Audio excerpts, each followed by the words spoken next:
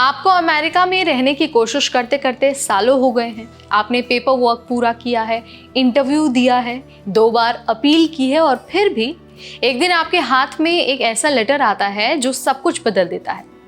Notice to appear यानी कि NTA. America की तरफ से एक सीधा मैसेज जो ये कहता है कि आप कोर्ट में जाओ या फिर डिपोर्ट होने के लिए तैयार हो जाओ। तो भाई ये जो वीडियो है ना, ये इसी पर है कि एनटीए होता क्या है, क्यों आता है और सबसे ज़रूरी बात है कि अगर आपको एनटीए मिलता है तो आपको क्या करना चाहिए।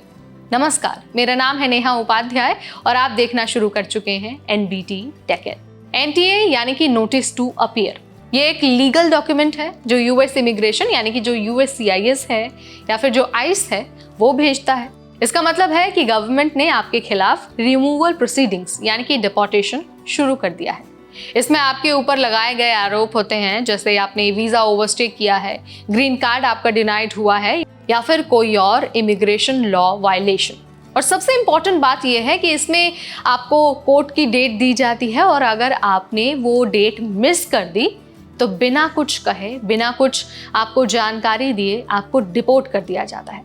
अब जिस केस की बात मैं कर रही हूँ, इस व्यक्ति ने अमेरिका में रहकर मैरिज बेस्ड ग्रीन कार्ड के लिए अप्लाई किया था। पहली बार इंटरव्यू के बाद केस रिजेक्ट हुआ, फिर उसने अपील की, अब उसके बाद वो भी खारिज हो गया, लेकिन उसने हार नहीं मानी। उसने फिर से अप्लाई किया और सारा पेपर वर्क एकदम दुरुस्त रखा।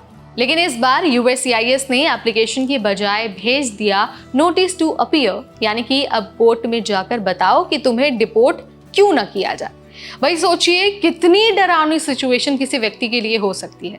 अब सवाल ये है कि भाई एनटीए मिलने पर ही इतना डर क्यों लगता है? क्योंकि अब देखिए, जब तक मामला यूएससीआईएस में होता है तो चीज़ें सिविल होती है, आप पे केस नहीं होता है, सिर्फ आपकी एप्लीकेशन रिजेक्ट होती है।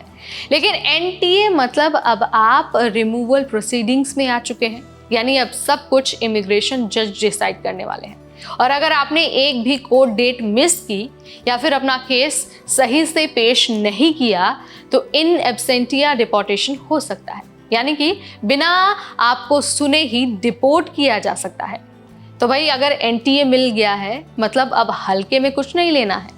सबसे पहले तो एक अच्छा इमिग्रेशन वकील आपको ढूंढना है और जल्दी ढूंढना है, टाइम वेस्ट नहीं करना है। इसके अलावा अपने सारे डॉक्यूमेंट्स आपको कलेक्ट करना है, पुराना एप्लीकेशन, इंटरव्यू रिकॉर्ड, शादी के प्रूफ, एक्सेट्रा एक्सेट्रा, यानी कि जितने भी रेलेवेंट डॉक्यूमेंट्स हैं वो सारी चीज़ें आपको अपने पास इकट्ठा करके रखनी है। आपको इस बात की समझ होनी चाहिए कि आपके पास कौन कौन से डिफेंस है, जैसे आपकी नई शादी है, यूएस सिटीज़न है, या फिर बच्चों की वजह से अगर आपको हार्डशिप आ रही है, असाइलम ग्राउंड है, या फिर एडजस्टमेंट ऑफ स्टेटस, यानी कि जो भी स्टेटस है आपका वो आपको पता होना चाहिए। कोर्ट की हर तारीख पर आपको पहुंचना है, वो भी बिल्कुल टाइम पर, डिले नहीं करना है। और अगर भाषा या फिर सिस्टम से अगर आपको डर लगता है तो लीगल कम्युनिटी ऑर्गेनाइजेशन से आप मदद भी ले सकते हैं। जी हाँ, एनटीए का मतलब डिपोर्ट होना ज़रूरी नहीं है। कई लोग कोर्ट में अपना केस जीतकर ग्रीन कार्ड लेते हैं या फिर उन्हें स्टे मिल जाता है या फिर केस ही बंद हो जाता है। लेकिन फ़र्क होता है प्रिपरेशन का और रिप्रेजेंटेशन का। सिस्टम सख्त ज़रूर है लेकिन आप अकेले नहीं हैं, आपके लिए लीगल हेल्प मौजूद है। टाइम पर आपको सही कदम उठाना है और चीज़ों को सीरियसली लेना है, किसी भी तारीख को मिस नहीं करना है। तो भाई अगर आप या फिर आपके किसी जानने वाले को एनटीए यानी कि नोटिस टू अपीयर मिला है तो ये वीडियो उन तक ज़रूर पहुंचा दीजिए। जो लोग अमेरिका में रह रहे हैं और इमिग्रेशन प्रोसेस से गुजर रहे हैं, उनके लिए ये जानकारी ज़िंदगी बचा सकती है।